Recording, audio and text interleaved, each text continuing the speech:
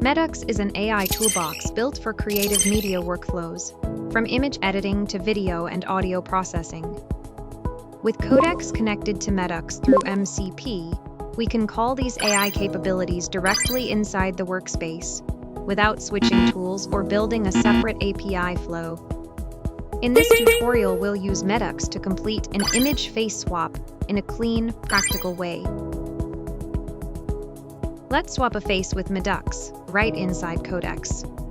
Codex looks at the source image and the face we want to use. Then it figures out which Medux tool should handle the face replacement.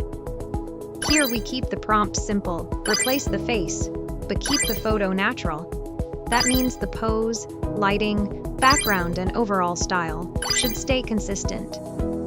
Codex sends the assets to Medux through the MCP connection.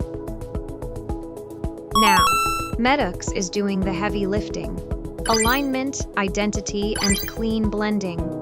Codex keeps checking the job status, so the workflow stays hands-free. Once the render is ready, Medux returns the swapped face result.